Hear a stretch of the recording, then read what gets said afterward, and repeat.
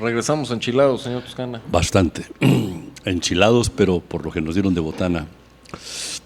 Si fueran a otras horas y otras condiciones, estaríamos tomando cerveza, una cuba, pero es medianoche. Nos decía Beto que un tema de interés nacional es el regreso de, más bien, otro papa en México para el año 16.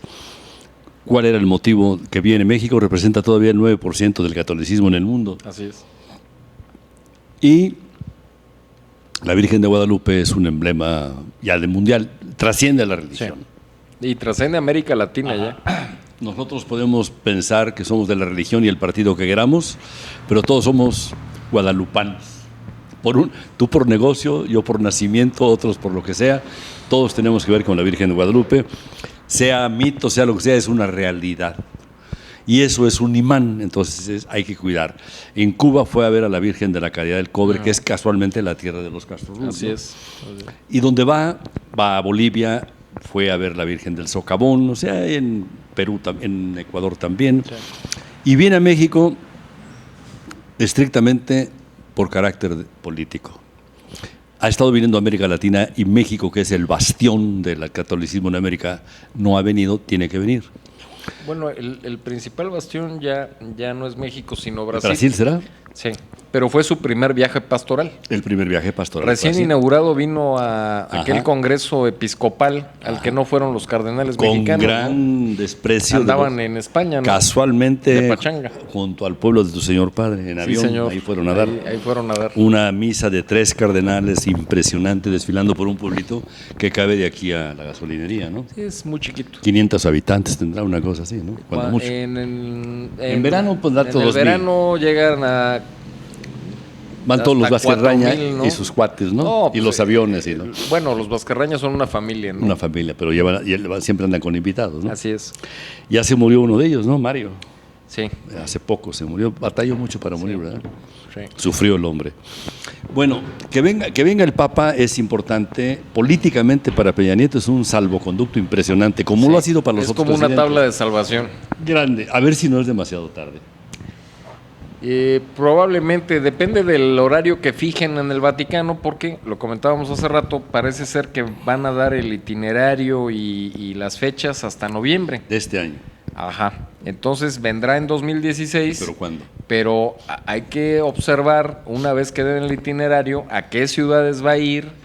Bueno, es parada la Virgen de Guadalupe, es obligada. Bueno, sí, esa es de cajón. Entrando por el aeropuerto. Tiene que entrar a la basílica, ¿no? Y después de eso, pues así en importancia ecuménica, pues están las clásicas, no hay otros lugares, al menos que encontraran un lugar simbólico como el que encontró Juan Pablo II en Monte Albán, en Oaxaca. Ah, sí, claro. Que nunca hemos hablado, bueno, sí, alguna vez lo toqué, pero no en detalle. ¿Qué fue lo que sucedió ahí, no? El Papa intercambió bastones de mando con los famosos chamanes, con los chamanes de por allá. O sea, fue un trato de chamán a chamán, hablando de lo mismo, de cosas espirituales. Yo te doy mi báculo, que le llaman al del Papa, y los otros le dan su bastón de mando. En una ceremonia religiosa de altos vuelos, realmente mística, ecuménica, en culturas que finalmente pues están hablando de algo intangible, que es la divinidad. Sí, claro. En un lugar absoluto, ahí sí absolutamente mágico, Monte Albán, lo habían arreglado, lo habían llenado, con algunas deficiencias de trazo, porque nunca en Monte Albán, ni antes ni después, tienen agua. Sí, ¿no? Entonces, ¿por qué hicieron esos señores tan competentes allá arriba, en esa planicie, esas construcciones de Monte Albán, que son únicas en el mundo? Sí, pero no hay agua. Entonces, ¿de qué se trataba? No eran por tontos los señores. No. Alguna razón que no se ha podido explicar por qué. Entonces, tendrían que encontrar un lugar, si quieren hacer algo espectacular, aunque este señor no le da por ese tipo de exhibicionismos hasta este momento, porque le entran al famosísimo culto de la personalidad y echan a perder todo. No creo que vaya a ser el caso con este hombre. ¿Cómo te puedes vacunar? Yo no conozco a nadie que se haya podido vacunar de eso. Híjole. Te meten y llega un momento en que no te das cuenta, ¿no? Mire, Benedicto XVI nunca fue... Pero duró muy poco y estaba muy enfermo. De acuerdo, pero nunca tuvo el carisma de Juan Pablo II ni su aceptación. Él era un nazi, ¿no? De hecho, muy duro el hombre. De hecho, ¿no? se le criticó mucho por ese carácter tan duro, tan tajante a la mujer. Sin embargo, este señor no le costó ningún trabajo ser aceptado hasta por gente de otras religiones, ¿no? por su mensaje humano. Pues sí, pues el Señor no se espanta con nada. Pero yo no lo veo. Yo creo que si se hubiera mareado arriba del ladrillo, ya se hubiera mareado. ¿Sí? Porque fue brutal el carisma que... Brutal, sí. Yo pensaba, nadie pensaba que pudiera... Me parece a mí que fue mucho más rápido inclusive que Juan Pablo II, Sí. Este hombre tiene un carácter tan... de esa bonomía que le caracteriza. A todo el mundo le cae bien. Entonces... Con todo el mundo tiene el toque. Ajá. Con el todo, sabe lo que está haciendo. Sí. Ahora, finalmente él tiene una formación jesuítica que es muy especial. Sí. Siendo la congregación católica apostólica romana más numerosa, andan en 25,000 y pico que ahora se oyen muy pocos, pero son muchos considerando la crisis religiosa que hay. Nunca habían tenido un papa. No. Es más, ellos por principio no accedían, no querían ser papas. Es el primero jesuita. El primero. Yo creo que fue de rebote, no le han de haber preguntado a la congregación. Era muy famoso al prior de los jesuitas, al capitán general, le llamaban el Papa Negro. El Papa Negro. Y hubo personajes excepcionalmente interesantes manejando. Simplemente, tan solo el fundador, ¿no? San Ignacio de Loyola. Ignacio de Loyola, sí. Y luego San Francisco Javier.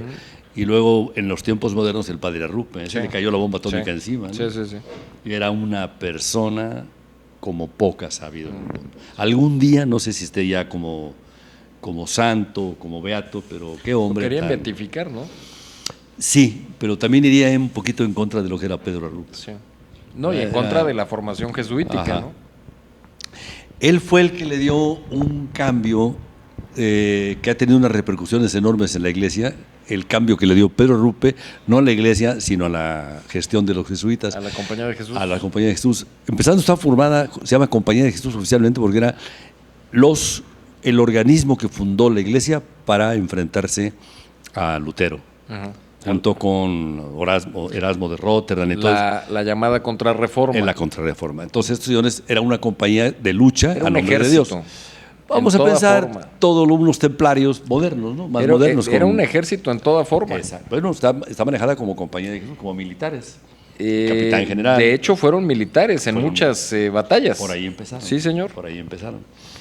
Entonces, este señor Pedro Arrupe, después de pasar la Segunda Guerra Mundial en Japón, ver cómo se pierde y cómo cae una bomba encima y sobrevivir a eso, le dio era vasco, por cierto, una condición humana, una fortaleza impresionante. Y ya saber para rumbo va.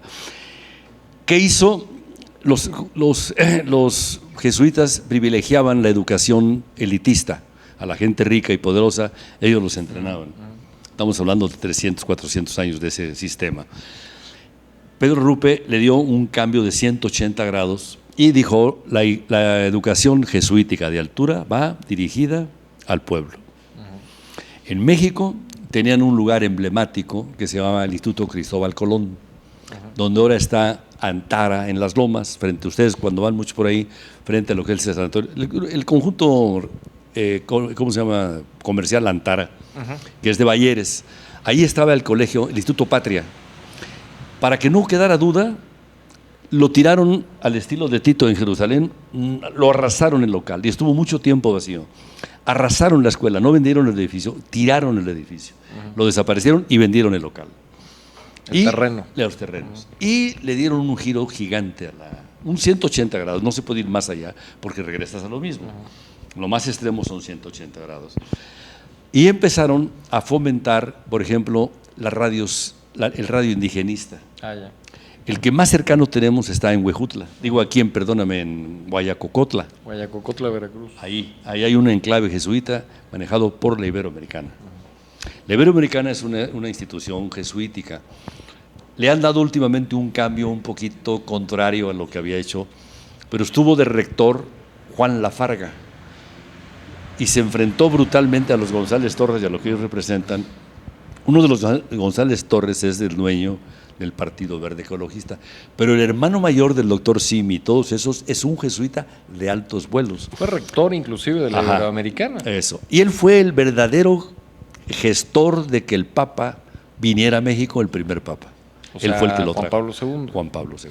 Él con sus relaciones y un señor Navarro. Sánchez Navarro. El empresario de la cervecería. Ah, ya. Un señor Navarro, Navarro, que era una especie de diplomático de segunda línea, que la llevaba de cuartos con Franco, la llevaba de cuartos con fulano.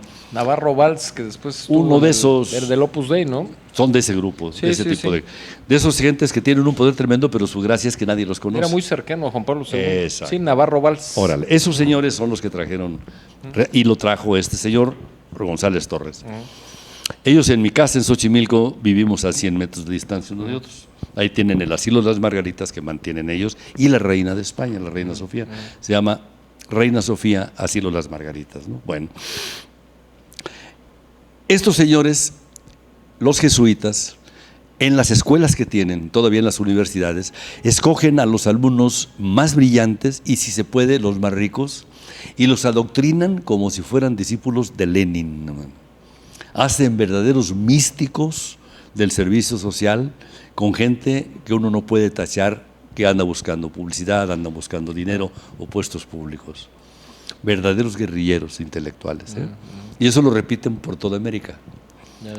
Y de ese tipo de gente es este Papa. Por ahí anda. Sí, es jesuita. Es jesuita. Pero de esa tirada. A largo plazo. Ajá. Bueno, Más por ejemplo, humana, más mística. casos extremos donde se han visto y les han roto el hocico feamente, es al santo que acaban de hacer el padre Oscar Romero de Salvador. El del Salvador. Que lo mataron de fea manera, en una guerrilla, en la extrema derecha se lo cargaron ahí, dando misa lo balacearon, ¿no? Una cosa, lo acaban de hacer santo. Sí. Y es jesuita. En Guatemala y en esos lugares, hay lugares, en Guatemala mataron una vez 9 jesuitas, hace relativamente poco, Monjas, de un jalón. Y monjas a pasto. Pero en este caso jesuitas. Sí. En México, jesuitas era Samuel Ruiz, que ya caminó, y otro que da mucha guerra, pero ya está deschavetado, que es el Vera, que es obispo de Saltillo. Ese se lo mandaron de obispo coadjutor para controlar a Samuel Ruiz en Chiapas, cuando la guerrilla y todo eso. Salió peor, lo mandaron allá y se destapó. No, ya era jesuita él, sigue siendo, pero se proyectó el Señor, se destapó, dijo, yo aquí me lanzo. Y tampoco conviene que una persona que tiene tanto poder y tanta influencia y capacidad intelectual se abra tan abiertamente por una causa, porque lo que logra es polarizar. Y cuando tú polarizas, y Benito Ánimas aquí presente sabe mucho de cuando la gente se polariza, se pierde todo. Se pierde el terreno, se pierde la ubicación y se llena uno de enemigos, ¿no? Porque inmediatamente te encapsulan, ¿no? Sí. Tú eres de fulano o tú eres de fulano. Y a lo mejor nada más porque le diste la mano un día ya te meten en ese baile, ¿no? A mí un día me dijo Benito Ánimas, cuando haya elecciones en Ixcotepec, usted váyase, en 6 meses no venga. Estaba yo en el radio con Perín y le digo, ¿y por qué? Dice, lo van a polarizar. Me lo dijo hace mucho antes de que él fuera, hace muchos años. Porque usted estaba en el radio con Perín. Sí, hacíamos comentarios y entonces, pues, como hacemos ahora aquí, ¿no? Ahora ya no me importa. Pero en aquellos días pues, era puro PRI. Ya.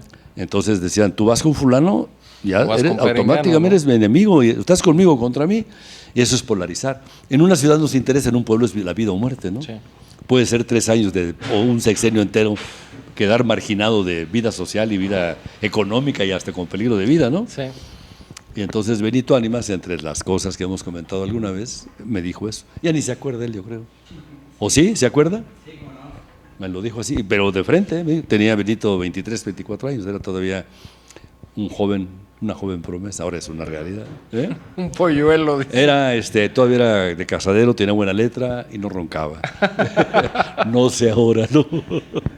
A veces hasta misa iba, ¿no? Casadero, buena letra y no roncaba. No roncaba, y había terminado la primaria. Okay. Con primaria terminada, decía, ¿no? Era una recomendación que te pedía, ¿qué es primaria terminada? Ay, que presecundaria, no, primaria terminada era ya casi doctorado. Bueno. Sí, había mucha gente que no iba a la escuela, pues no se podía ir a la escuela. Medio leer y vámonos para atrás, ¿no? Y hablamos del Papa. ¿Qué otra cosa querías de los toreros? No, ¿verdad? No, de toreros no sabemos nada. Del fútbol tampoco. No. Damos por terminada la sesión. Ya es mañana, ¿no? ¿Qué nos quedan? Todo lo que queramos alegar. Juega la selección mexicana. ¿Contra quién? Contra Estados Unidos. Contra Estados Unidos, válgame Dios. Pero ya nomás eso le falta al país, perder con Estados Unidos el partido. Ojalá y lo hagan bien. El último partido del seleccionador interino Tuca Ferretti. Ya. Bueno, pues hay que... pero entonces es el penúltimo. Lo contrataron que... ¿Cuántos? 4 partidos. Ya son 4, ¿no?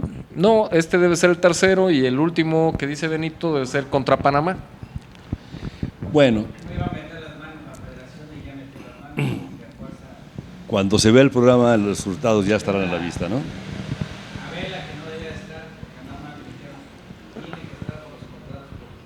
Pues mira, es lo de siempre, ¿no? Entra la gente de pantalón largo a decirle al entrenador lo que tiene que hacer, ¿no? Por eso la selección siempre, en fin. No, bueno, ojalá, el único...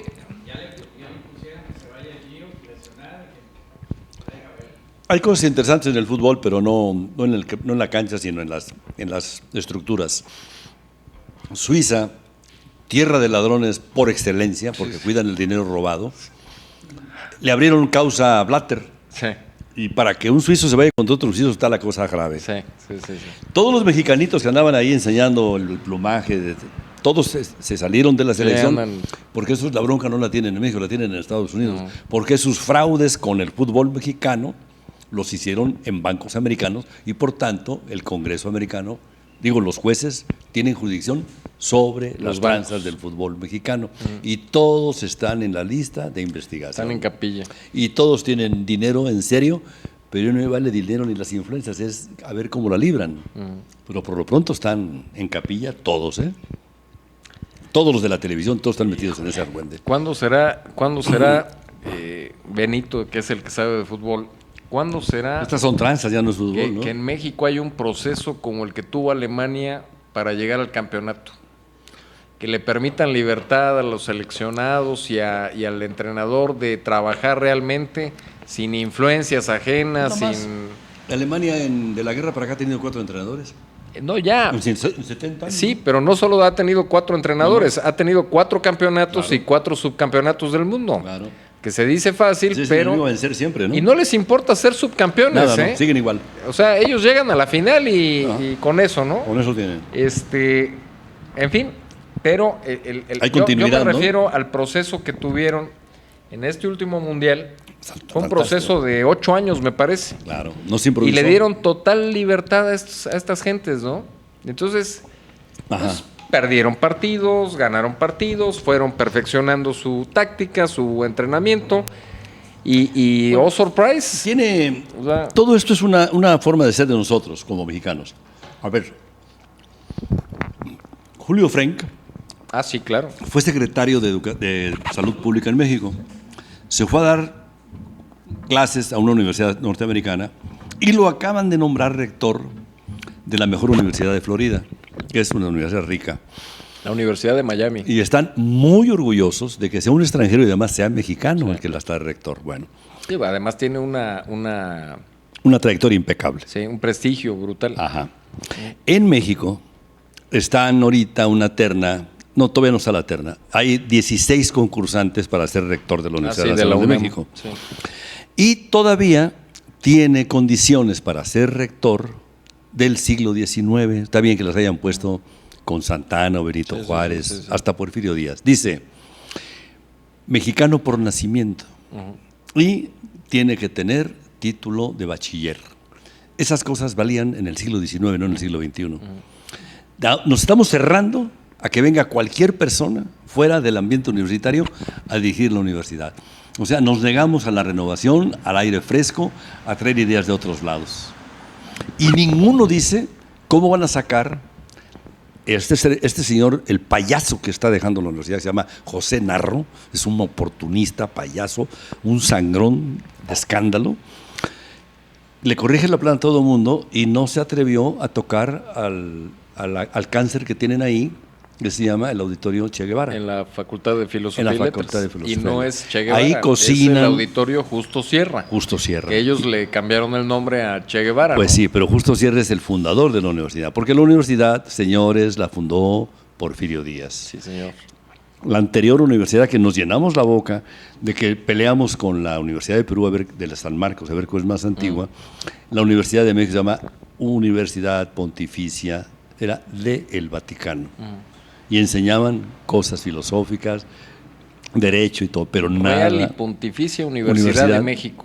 Pero vaticana. Ah, bueno, pontificia. Real y Pontificia Universidad de México. Pero la Universidad Nacional Autónoma de México es fundación de Porfirio Díaz con Justo Sierra. Así es. Y ese señor de enorme mérito, Justo Sierra, le quitan el auditorio y meten a un señor que es un criminal nato. Pocas gentes tan criminales y tan impunes y tan cobardes como el Che Guevara. Y agárrense de donde quieran y digan lo que quieran. El Che Guevara se hizo famoso por una fotografía que ni se enteró que se la habían tomado. Que ahora es la fotografía más vista en el mundo, en toda la historia, del cual al autor de la foto nunca le dieron regalías. Se murió hace poco. Un señor, ¿no? Corda. Hace poco, un gran fotógrafo, ¿no? Estaba en un conjunto y alguien la sacó. Fue una foto de oportunidad. De oportunidad. El señor lo vio mal parado ahí. Y le tomó la foto. Pero estaba con más gente él ahí. Pero no se dio cuenta de lo que había hecho No, hasta que la reveló. Hasta revelado, sí. Y luego alguien la puso en las camisetas Así y es. ahora... Pero el Che Guevara, después de todos los desfiguros que hizo, él, en plena revolución y con los derechos que quién sabe quién le dio, mataba a la gente delante de la televisión a balazos. Decía, te van a fusilar, ¿para qué nos ahorramos el te mato delante de la... Mató, se aburrió de matar gente en las cámaras de televisión cubana. ¿De dónde lo heroico de ese señor? Eso no lo hace nadie. Lo hacía Paul Motel. No, un asco de gente. Un ser humano asqueroso el Che Guevara. Lo idealiza Fidel Castro, que no lo podía ver cuando se murió. Y ahora lo tienen, y fue muy contrastada ver la imagen del Che Guevara y la del Papa, dos argentinos en Argentina, en dos bandos contrarios, disputando la Plaza de la Revolución, donde ahí sí cabe 1 millón de personas paradas, porque está hecha exprofesamente. Sí, están para hechas exprofeso para ese esas tipo multitudes de mítines, ¿no? como de las de estalinianas, ¿no? Sí. Entonces, es muy, muy triste hablar de estas cosas, pero algún día vamos a quitarnos las máscaras y dejar de decir tonterías, ¿no? Lo que pasa El Che Guevara es una farsa. Es Era un matón profesional, El eterno ese. problema de los vencedores en la historia, ¿no? Claro. Es como tantas veces que hemos dicho aquí de la mitomanía que hay en la historia de México, ¿no? Claro, tremenda. ¿Y qué daño nos ha hecho? Ni todos los malos que pinta la historia oficial fueron malos, ni todos los buenos han sido lo buenos que dice Pues ya se acabó la historia las oficial, fiestas ¿no? patrias, entonces nada más como recordatorio, ¿no? ¿Cuáles son los dos grandes traidores de México oficiales? Bueno, uno Santana y Iturbide. Iturbide. Bueno, cantamos el himno personal de Santana, que es la mitad del himno, es alabanza A al Santana. héroe de Zempoala. Por eso le quitaron tantas estrofas. Exacto. Y la bandera es la de Iturbide. Sí, la trigarante. Es la bandera por la que nos desgarramos el corazón, es la del gran traidor de la patria. Entonces, Así es. qué contradicciones tan grandes, ¿no? Como dos señores que vendieron, además, Santana no vendió el territorio, lo vendió el que siguió. Fue Nada. don José de la Peña y Peña. Mucho tiempo después, o sea que cuidado con él. ¿Cómo nos venden tonterías, no? Y Santana es uno de su Hoy historia. estaba leyendo precisamente El seductor de la patria, ¿no? El Tratado de Guadalupe Hidalgo, 1848. 1948. Y Se perdió la mesilla y todo eso por ahí, ¿no? Sí, pero lo chistoso es que se perdió la mitad del territorio por el Tratado de Paz Ujú. y la mesilla se vendió simbólicamente Ajá, por el resto del territorio. por el resto del territorio. En 15 millones de pesos a pagar en 3 exhibiciones O sea, por el Congreso de cómodas los Estados facilidades, Unidos. ¿no? Sí. Cómodas. Bueno, 15 y eso no lo vendió millones de pesos, ¿eh? Sí. No. Bueno, valía el peso, ¿no? Era oro, ¿no? Lo que pasa es que el peso hay que verlo en la justa dimensión porque en aquel tiempo Sí. no existían los pesos en Como México. los conocemos ahora. No. El peso era el equivalente a 8 reales. Eran monedas españolas, ¿no? No, eran monedas mexicanas. Me refiero a los valores, las categorías, El ¿no? peso no existió en México hasta el año... No había sistema métrico decimal en la moneda. No, hasta el año 63. 6.3, Ahí- 1863. 63 salió el primer centavo. Y el caray. primer peso fue el de Maximiliano, Fue el que lo fundó. en 1866. Ajá. Y luego don Porfirio sacó, no fue don Porfirio, fue el antecesor, fue don Benito, y todavía le tocó todavía a don Porfirio, no, le tocó a, pues sí le tocó a don Porfirio el último año, 1873, los pesos de balanza. ¿Qué es Y eso luego, de peso de balanza? El peso de balanza era un peso que traía una balanza de la justicia. Ah, bueno, por eso así Ajá. se llamaba. Y luego se volvió a instituir... ¿Eran de plata? Eran de plata. Y luego se volvió a instituir la moneda de 8 reales hasta el año 1899. Ya con don Porfirio, y ahí ¿no? empezaron los pesos fuertes, De Porfirio Díaz. que eran pesos plata. Bueno. El sistema decimal entró hasta bien entrado el siglo XIX. Ya establecido, ¿no? Ya. Sí, pero muy entrado el siglo XIX. En los ranchos y estos, los Lo pueblos, quiso instituir Maximiliano. no se dejaron. Fue una primera prueba. un ensayo. Pero luego cuando mataron a Maximiliano en Querétaro, una de las primeras órdenes de don Benito fue desmonetizar toda la moneda del imperio. Claro, pues sí, había que Y desprestigiarlo, ¿no? las 14 casas de moneda del país empezaron a emitir otra vez 8 reales. Bueno, tú traes esta historia al centavo. ¿No? Sí. ¿Te gusta, no? Sí, Es lo que te gusta tener. Se aprende mucha historia con eso. Pues no, ves el dinero y sí, como decía Sherlock Holmes, sigan la mujer o sigue el dinero y Sí, encuentras la verdad sí, de sí, todo, sí. ¿no? ¿Dónde están los enclaves? Sí, pero tiene mucho que ver, la acuñación de moneda tiene mucho que ver con la historia y la economía de los países. Exacto. Don Porfirio, una de las primeras medidas que tomó fue acabar con la moneda de cobre, ¿Por qué? porque ¿Se falsificaba o qué? aparte de que se falsificaba, muchos estados del país emitían su propia moneda de cobre. Bueno, era parte de sus facultades, ¿no? Era parte de sus facultades, pero también de su robo a la nación, porque se sobreacuñaba Pues moneda. sí, hacían tornillos. Y vámonos entonces tendidos, ¿no? el primero que recibía la moneda era el que obtenía el valor de la moneda, ¿no? Como las pirámides, ¿no? Sí, el pero primero que cobraba. eso lo que causaba era una inflación galopante. Pues sí, Entonces lo primero que hizo don Porfirio fue acabar con la moneda de cobre. unificó la moneda Acabó con la moneda de cobre. y puso los pesos. Con don fuertes. Porfirio solamente había moneda de plata en este país. Y fue lo que le dio un enorme prestigio, ¿no? Que circulaban por el Sí, mundo entero. empezó, en China, ¿no? empezó a circular otra vez el centavo de cobre, pero hasta 1899. El centavo. El centavito. Sí, que pues, había cosas de centavo y de 2 centavos. Sí, ¿no? en ese sentido, don Porfirio le hizo mucho bien al país porque la moneda mexicana tuvo mucho prestigio en todo el mundo Corría por China, ¿no? y el peso, pues era. De veras. No, y tenía un poder adquisitivo brutal. El peso tenía peso. No, bueno. Pesaba el peso, ¿no? Sí, sí. Bueno. A Maximiliano, entre las cosas interesantes que propuso, hacer de Tuxpan el primer puerto del país. Ujú. Y cuando un ingeniero mexicano, perfectamente documentado, le propuso el primer ferrocarril, era de Tuxpan a México, lo aprobó, lo firmó él, pero pues todo lo que hizo Maximiliano había que borrarlo de cuajo, ¿no? Sí, sí. Y para atrás. Pero ¿qué cosas hizo Maximiliano? Fue el que instituyó las fiestas patrias. Ujú. Porque el culto a los indígenas, en este caso a los aztecas, a Cuauhtémoc, a Cuitlagua, a Moctezuma, todos esos señores, fue Joel Poinsett. Un Sí. día llama a los relevantes mexicanos, entre ellos a Guadalupe Victoria, a Vicente Guerrero, a la embajada americana, dijo, no, ustedes son descendientes de estos De señores. los aztecas. Y ahí tenía una especie, él era masón de altos vuelos, hizo una sala masónica, y ahí les presentó a los verdaderos fundadores de México, falseando la historia totalmente. México empieza en 1821 con los tratados de Onojú. Los tratados de Córdoba. de Córdoba. Antes no existía México, ¿eh? No había un México, nadie hablaba de México.